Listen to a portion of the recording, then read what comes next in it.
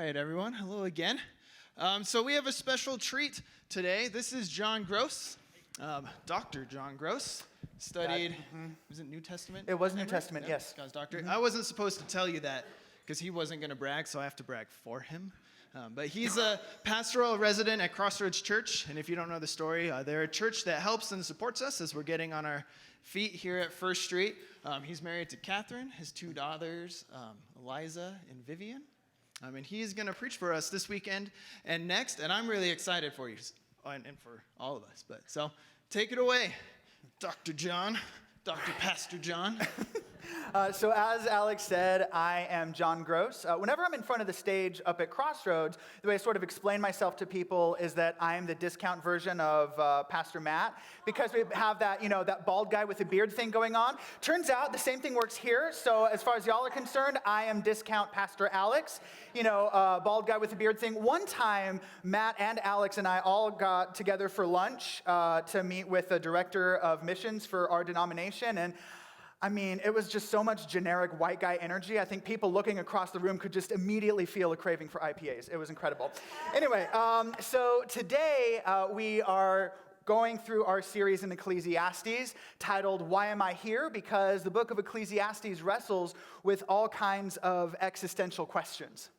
And the wrestling with existential questions that we have in the passage of Ecclesiastes that we're going to be looking at today, it reminded me of something that happened related to my car. I promise this will get relevant in a minute. So, circa 2019, my wife and I, we were living in Georgia. I was a poor PhD student, so naturally I had a beater car. It was a 2006 Mazda 3, falling apart at the seams, but the engine still had that zoom from like all of the mid-2000s commercials. It was a great car. And so anyway, Catherine and I and baby Eliza at the time, we were about to go on a trip to California. It was like a Thanksgiving thing, and my car needed an oil change, and of course, as a 13-year-old vehicle, it had a check engine light on, because of course. And so it was really fortunate that there was a guy in our community group at church who actually happened to live a block away from our house at the time. He was a mechanic and was like, okay, great, I'll drop my car off with Tom, and then he can get an oil change and then figure out what was going on with the check engine light. So we go on vacation, he calls, says the battery needs replaced, it'll be $150 extra, and I'm like, okay, fine, whatever, let's do that. And so then oil change, new battery, get this car back, and he says, by the way, I just cleared out that check engine code. I didn't know what was going on. And I'm like, okay. And I hear the gasps. I think you know where this story is going, because what happened within like 20 miles, 50 miles of driving? What happened to that check engine light? It came back on, of course. And so here's what happened. Like at that time, my distraction from everything in PhD land was to become a car nerd. The psychology of it, I'm sure, is fascinating. But anyway, I was, reading Car and Driver and Motor Trend. Like that was kind of one of my weird distraction things to go to. And I'm like, okay, I'm becoming a bit of a car nerd. You know what? I can extend that to like fixing up a car. And so what I did is I got an OBD reader. I got the little thing that'll connect to the engine control unit. It'll connect to the computer. It'll connect to an app on my phone, tell me what's going on in the car. And it says, error, P2177. And I'm like, what does that mean? And of course I Google this, and all kinds of forums are like, yeah, my old Mazda 3 has a P2177 error code, and I have no idea what to do about it. And I'm like, oh, great. Well, okay. Looks like my mechanic was in good company. And of course, as happens whenever there's anything wrong with a car or a printer for some reason, it's always some forum conversation on the internet from like 6 years ago where someone had the key to solving your problem. And so I found that someone was like, okay, what goes on with a P2177 error is the mass airflow sensor is just dirty. It's a really easy fix. And so all I had to do is I just go to AutoZone, I spend $10 on MAF sensor cleaner, pull the sensor out of the car. And here's the thing, I just needed a Phillips screwdriver to get that thing out. I didn't even need to use a proper ratchet wrench. This was an easy fix. I pull it out, and sure enough, there's soot on this little sensor thing. And so I go, psh, spray with a little bit of this, spray cleaner. And then, I put it back on. I clear out the check engine code, and guess what? It doesn't come back. So I was like, yes, I know cars. I get it now. So I think you might be able to figure out where this story is going on. What happened about 6 months later? The check engine light came back on for another reason, because of course, it was like a 15-year-old car. That's just the way life works for a vehicle that old. And so what happened is I do the OBD reader. I look in and it's like P0128. Again, super common problem with Mazda 3s. There was no mystery with this one. It's very clear. The thermostat is just stuck in the wrong position, so you need to replace the thermostat housing. Now, I'm just going to guess, by show of hands, who thinks I successfully replaced the thermostat housing? You're my best friends. Those are the three of you who raised your hands are my favorite people. Obviously, I didn't replace the thermostat housing. What I did do is I bought coolant because, what was going to happen, you had to unplug some hoses and then coolant would pour out and then you'd have to pour it back in. So I bought some coolant. What happened with that coolant is it ended up underneath all my books in a corner of my office that was covered by a chair, so I never saw it, never had to deal with it. And that coolant leaked out onto a really nice Samsonite briefcase, and I'm realizing my wife is hearing for the first time why I no longer use that briefcase.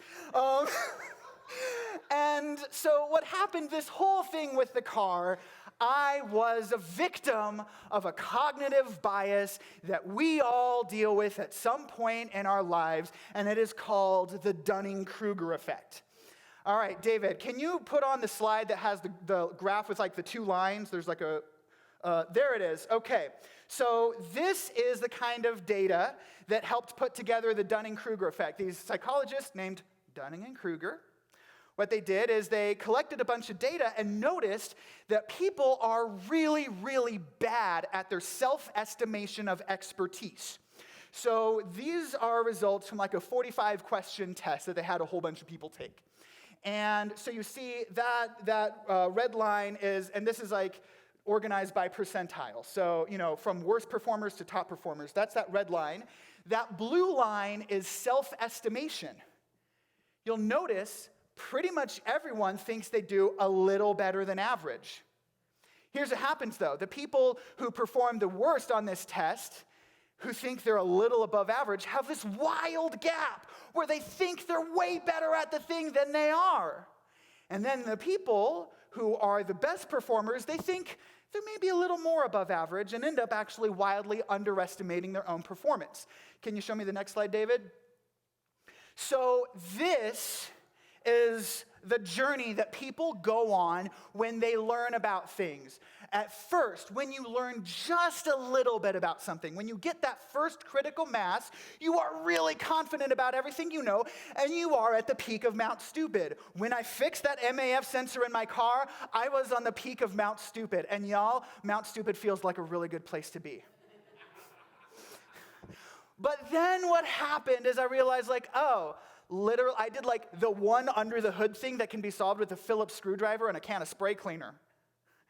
Then I realized there are so many other things. And by the way, this was a car that had no functioning air conditioning and I was living in Georgia. The amount of denial I had to be in to live on Mount Stupid in the first place, come on. And so I realized once I started to learn more and more and more, well, then I was plunged into the valley of despair. And so I can happily tell you today, when it comes to fixing cars, I am in the valley of despair. That is where I am. I will admit that I know nothing, which is actually progress from the place I was before when I thought I knew how to do things.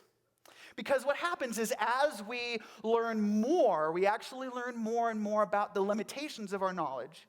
And as we become more proficient experts at whatever it is that we're trying to learn, we do get confidence back, but it never goes all the way up to the top of Mount Stupid. Now, Dunning and Kruger get credit for, being able to call this the Dunning-Kruger effect because they are the psychologists who put quantifiable data behind it. But this progression, this is ancient wisdom. This is stuff that Socrates knew, and it is stuff that biblical people know. And so turn with me to Ecclesiastes chapter 1. And then, David, if you could put the slide with 1:18 on there. For in much wisdom is much vexation, and he who increases knowledge increases sorrow. Dunning and Kruger put some data behind it, but this is ancient wisdom. And those of us who have tried to become experts in pretty much anything, we have all experienced that in some way or another. David, can you show the next slide with 1:12 through 18 on it? So where we're at in Ecclesiastes, it opens up with this sort of poetic declaration that all of life is moving in these weary circuits. And then in this second part of chapter 1, we get a little bit about Kohelet's journey. And so this guy, he calls himself the preacher. I call him Kohelet because that's the Hebrew name for preacher. He's this guy who goes on a personal quest to find meaning.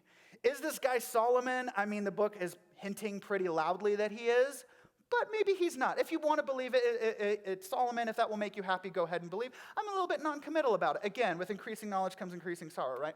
Anyway, but this guy, he goes on this quest for wisdom, and he says, I, the preacher, have been king over Israel and Jerusalem, and I applied my heart to seek and to search out by wisdom all that is done under heaven. It is an unhappy business that God has given to the children of man to be busy with. I have seen everything that is done under the sun, and behold, all is vanity and a striving after wind. This is the beginning of Kohelet's quest. And it's really a virtuous beginning for this, because there's this trope in the ancient world where people, like there's this non-canonical book in the Bible. It's sort of a remix of Ezra and Nehemiah called First Esdras.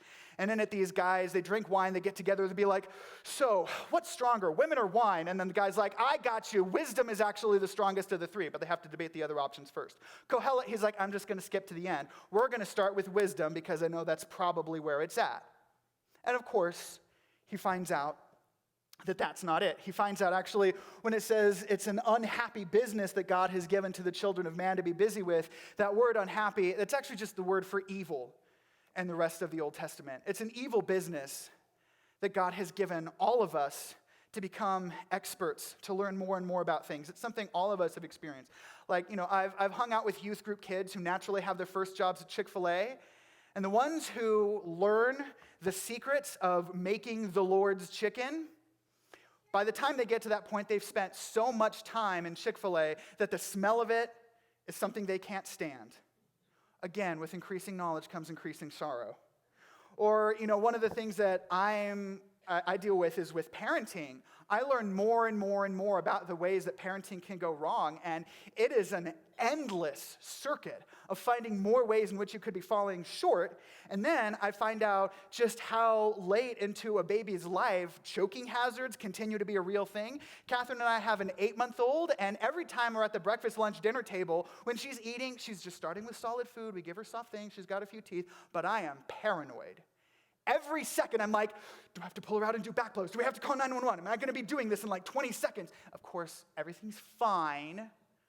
But again, there's this unhappy business of knowing more and then learning more about our own limitations. Because, see, there's this thing where we want control. We want to be smart enough. We want to know so much and be so expert and be so skilled at whatever it is that we're trying to apply ourselves to that we can be confident nothing could ever possibly go wrong. That's a desire every single one of us has, and it's a desire that's frustrated. So David, can you show verse 115? What is crooked cannot be made straight, and what is lacking cannot be counted. And all of this is a way of saying, like, look, no matter how hard you try, no matter how expert you get with something, there are certain problems that you're just not going to be able to solve. You are always going to find a limitation to what you can learn and to how competent you can be with something. Alex went ahead and shared with you a bit of an experience in my life that kind of exemplified that. David, can you show the slide with a meme on it? So, as Alex shared, I did a PhD. That's what I was busy with my life with between 2016 and 2022. And this meme perfectly captures Barbie, what it's like to be at the beginning of the PhD process, and then brooding Oppenheimer of what it's like to be at the end of it. And this experience is one that is actually pretty universal among academics. And so, when I was at the beginning of the PhD process, I was like, y'all, this is so cool. I'm learning all the different things. I'm about to become like, a New Testament scholar, and I'm going to get so much more important to her, like you don't even realize. Like that's where I was at the beginning of my PhD journey. And then there was something towards the end about becoming a parent, and then also just all of the COVID stuff going on, and then trying to work on a doctoral dissertation and realizing that I was applying all of my energy to push forward knowledge about some piece of the Bible, and realizing there were very real substantive needs in the world around me, and all of my application after wisdom was pretty much irrelevant. To say nothing of just the massive swirl of depression that the academic job market is. And it was this really weird place when I was at the tail end of this process. And, one of the things that PhD students do around February is we go to dinner with really intelligent master's students who are applying to the PhD program, who've been flown into Georgia to spend a weekend in Emory, do an interview. And so what we do is we sit down with these PhD students, not PhD students, prospective PhD students, the ones that Emory is really trying to recruit.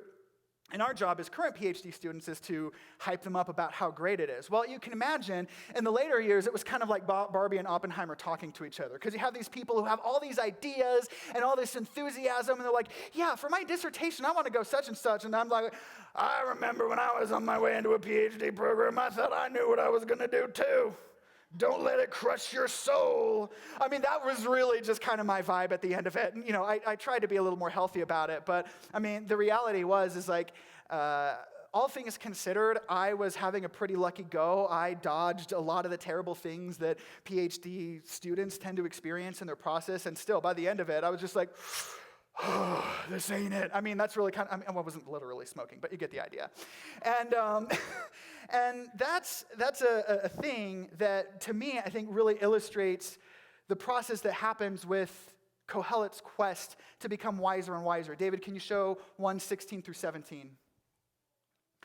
Kohelet said in his heart, I have acquired great wisdom, surpassing all who are over Jerusalem before me, and my heart has had great experience of wisdom and knowledge, and I applied my heart to know wisdom and to know madness and folly. He tried his best, and he was actually really, really, really successful at it. But at the end, he perceived that all of it is but a striving after wind.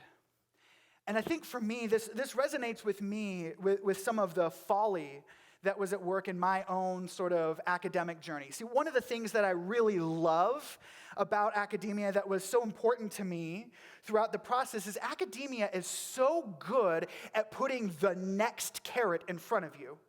When you're a bachelor's student, it's like, do this master's degree, get this grade to get there, and then you get to be in master's degree land. And then when you're in master's degree land, write this kind of thesis or do this kind of thing, and then you get to be in PhD land. And then when you're in PhD land, get this kind of performance, and then you get to be a postdoc. And then when you're a postdoc, you perform in this way and get this many articles out there, and then you get to be a real professor. And when you're a real professor, do this and that and another thing, and every step along the way, you get to be importanter.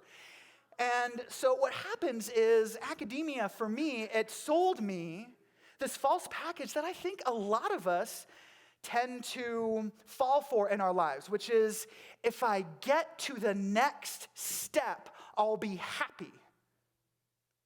If I just do one more thing, it will all be right. I will finally be satisfied. What Kohelet was thinking was, if I just get wise enough, then wisdom will be a beautiful destination that I can land at. And what he finds is that it's all a chasing after wind. And the idea with that is it goes on and on and on. You reach out for it and you'll never be able to catch it. It's a constant chase with no destination. And here's one of the wild things about this teaching on wisdom. And it relates to a Barbie-Oppenheimer pairing that is actually in the Old Testament. See, in the Old Testament, Proverbs and Ecclesiastes are right next to each other. Ecclesiastes is kind of the Oppenheimer. It's the dark, brooding one. Proverbs is the happy and upbeat one. Because Proverbs tells you the wise will eventually get it together. God rewards people who are humble and who are wise, and the proud, the foolish, they're going to get their comeuppance. And by and large, we find ways that it's true. But then Ecclesiastes comes around and tells us that there's a limitation to that. That in a post-Genesis 3 world, It's not always going to work out that way. And what I think is really interesting about Kohelet's quest to pursue wisdom and finding out that at the end, wisdom isn't a destination you can reach, is that it's a chasing after wind, is it's actually fully compatible with the optimistic teaching about wisdom in the book of Proverbs, because the book of Proverbs doesn't describe wisdom as a destination, as an endpoint that you get to and you stop. Rather, one of the most consistent images about wisdom in the book of Proverbs is that Proverbs is like the virtuous wife. The idea that wisdom is actually a companion along the way for the journey. Wisdom is not a destination you can reach. And, that's something that I found actually when I was here about a week and a half ago. I'm doing the pastoral residency, the thing that Alex was doing, before he started here. And part of that is just me hanging out with people in different departments of our church. And so it was my turn to hang out with Dylan, the facilities manager. And as you can imagine, I look at Dylan and I'm like, I am in awe of your wisdom, okay? After my whole car fixing thing, the fact that Dylan can manage everything that can go wrong with a building, I'm like, whoa. It's a big deal. And I mean, the amount of stuff he does, it's just it's amazing. And so anyway, the time that I was hanging out with Dylan for the day, he got a call that there was something going on with the sprinkler system around here. The timers weren't working or something like that. And so I go with him, and what I realized is that Dylan, for me, was unintentionally, but very precisely modeling what it looks like to have wisdom, because he has experienced fixing so many things, but for him, solving the problem with the sprinkler timers here, it wasn't like there was this treasure trove of things he knew about buildings and then he just plucked out the right one. But what he did is he, cut the power so that he wouldn't electrocute himself, very important. And then, not the whole power to the whole building, but the right parts, right? And then he goes in there and he's like, okay, well, those wires look right. And then, but this thing is really hot and it shouldn't be. And so, then we got in that rickety facilities van to an irrigation supply store and talked through it. But I noticed throughout the process for him, his wisdom, his practical wisdom and fixing things, it was a companion along the journey. And maybe it kind of helped me think of it as a journey because we spent a lot of time in that facilities van, which had air conditioning, even though it was very old. But I realized, your wisdom, it's not a destination. It's a companion. It's something that goes with you, but it's not something that you can reach. It's not something that you can get to a point and then you have it forever. It's not something that you get to control, and it's not something that gives you control for every single eventuality and every single problem that could possibly occur. And the beautiful thing about wisdom being a companion is that wisdom, like a good companion, actually comes after us. And I know what you're thinking, John, this sounds really weird. Are you telling me that the abstract personification of wisdom actually can pursue me? And isn't that completely nonsensical? And my answer to both questions is yes. See, in the Gospel of John, in the first chapter, it says, in the beginning was the Word. And the Word was with God, and the Word was God.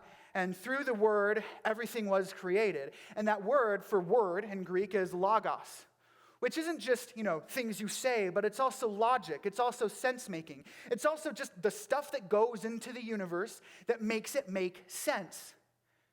And what John tells us a few verses later is that the Word, the logic, became incarnate. It came down to us.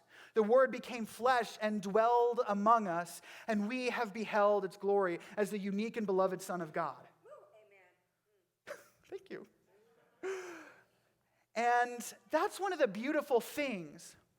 See, we all want to be able to control. We all want to be able to fix things. We all want to have answers to every question about everything we believe. We would love to resolve every incongruity that comes with following an invisible God in a fallen world. We would love to be smart enough, to be wise enough to figure that all out. But the reality is that we finite human beings who are just as fallen as the rest of the groaning world around us, we're never going to get there. And so God responds by sending wisdom incarnate after us. In 1 Corinthians, Paul is talking to a church that is fracturing. And basically what's happening is different peoples in this church in Corinth, they're deciding, hey, I like this guy better, or I like this guy better, and I like this one better, and so they're starting to fracture into different churches. And what Paul does is he responds to their quest to find the wisest or the smartest person and say, actually, you're asking the wrong question. And when he tries to tell this church what they need to hear in order to unite, he tells us something about how Jesus meets us in our failed quest to be smart enough. He does that in two ways. David, can you show the slide with 1 Corinthians 1:21? Yeah. For since in the wisdom of God, the world did not know God through wisdom. That's actually a really beautiful way to summarize what Kohelet figured out in the beginning of Ecclesiastes. The world did not know God through wisdom. It pleased God through the folly of what we preach to save those who believe. See, nobody ever became enlightened enough to figure God out. So God came down to us. And so the first way that God responds to our failed quest for wisdom is that God actually quests after us. God sends wisdom after us, and the form that that wisdom takes is so utterly incompatible with anything anyone would have predicted. David, can you pull up the next slide? For Jews demand signs and Greeks seek wisdom, but we preach Christ crucified, a stumbling block to Jews and folly to Gentiles. But to those who are called, both Jews and Greeks, Christ is the power of God and the wisdom of God. And so this is the second way that God responds to our frustrated quest for wisdom. Not only does God pursue us, but God pursues us by a means that our wisdom could never have calculated. Through a means that destroys the wisdom of the wise, that thwarts the understanding of the people who understand, that is completely incompatible with the logic that we would have predicted. See, the way that we see Jesus' glory most prominently displayed is in the cross, but the cross is a technology of humiliation. It was built to punish insurrectionists and people who didn't know their place. And the logic of crucifixion was, oh, you think you're so high and mighty? Why don't we lift you up so that you'll be right behind the vultures who are going to come down and eat your flesh after you've suffocated? That was the logic of crucifixion. And God decided, what I am going to do is I'm going to send wisdom incarnate after human beings. I'm going to build a bridge between humanity and me by stepping into one of the worst, most abhorrent things that humanity has ever conceived. I'm going to leave wisdom behind and step into the cross so that human beings who are too sinful and too finite to figure out the world on our own, so that we could have a bridge to the God who created all in his wisdom. That is how God has responded to our quest, to our failed quest for wisdom. And so, despite the brooding kind of Oppenheimer-y vibes of Ecclesiastes, what Kohelet has actually done for us is he's built a pathway for us to have an invitation never to be smart enough. Or more accurately, an invitation to find peace when we're not smart enough. We are free to have questions. There are so many things about theology that after a literal PhD in a theological field, I can't tell you, okay? Honestly, I don't think I have a good answer to the problem of evil. I mean, I try my best, but that's not something where I think I'm really going to nail it. And there are so many other theological things. Look, I know I don't have it figured out, and I know people who are way, way, way smarter than me are not going to have it figured out either. And you know what? That is okay. It's okay to have questions. It's okay not to know everything. It's okay not to figure it out. It's okay not to know what your next step in life looks like. I mean, really, the fact that I am not in academia right now, for a minute, that was terrifying to me. And it took me getting to the point where I just couldn't manufacture the next step, that God finally opened up a place where I could really be open to not knowing what is next. God extends to us that invitation. And so, when we get to places in our lives, when we find, I don't actually know what's going on, I'm not smart enough, I can't figure this out, we have an invitation to experience the grace of wisdom who reaches after us. So I'm going to go ahead and pray for us. God, thank you for this church, for this congregation, for everything that you are doing through these people and in this city. I thank you for their warm welcome and their hospitality and the chance to bring my story before people. And I pray that we could find your peace and your grace in those moments when we feel like we should have it figured out, but we don't. I pray that you would take the frustration that we experience in our lives and you would turn it into an invitation to discover your grace. In the name of Jesus, amen. Amen. Thank you so much, John. So we're going to move into communion now. If you want to participate, if you haven't grabbed a cup, we have them in the back on that table. And the reason that we do this every week is simply because Jesus asked us to, right? Where no matter what's going on in our lives and the world around us, that we take a moment to stop and remember our God.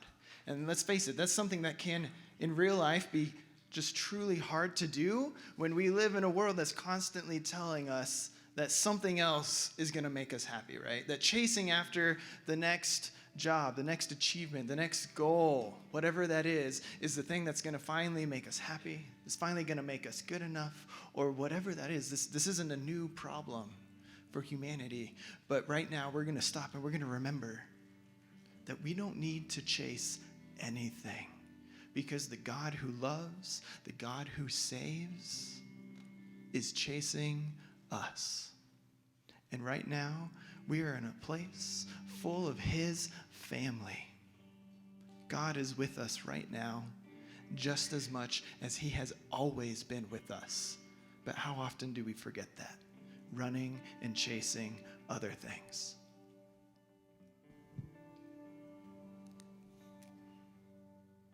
So let's take a moment to pause and remember our God, who walked on to this world, was murdered for us, but walked out of his grave because he is the author of life. There is no thing that he cannot overcome. There is no human who knows how to put air back in their lungs, to make a stopped heart beat again. But these are not problems for our God. No matter what is on your shoulders, no matter what carrot is in front of you, there is no problem Jesus cannot solve. And someday, this world will not be chasing after wind. It will be good always. And we know that God can make that happen because his broken body walked out of his grave healed. And that God is chasing you. On the night he was betrayed, he told his friends and his followers to take bread, and that when they gather together, they should eat it and remember him. And so we remember right now the God who is creator of all things died for us. Will you eat with me?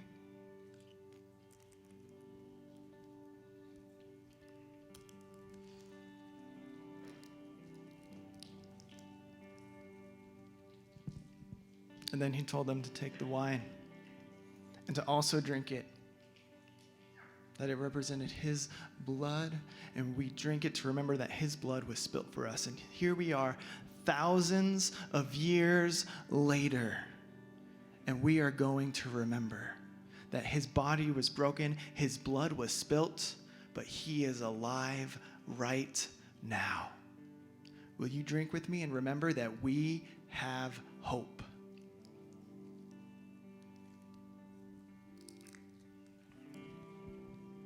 Triune God, Father, Son, and Holy Spirit, we invite you into our lives. As we go out from this place and are put back in the real world where we're forced and pressured to chase after the next thing and the next thing and the next thing, constantly striving for purpose and importance, And whatever it is that our heart desires, that you can be with us as a guide, as a father, even as a brother, to remind us that you are the God who saves. That no matter where we are, what we do, or what we've done, we are loved and cherished by the Creator of everything. There is no one, nothing greater than you, and you love us. You know our name. May that bring us peace. And may we live lives that are not for us, but that glorify you, as we remember you are good and you save.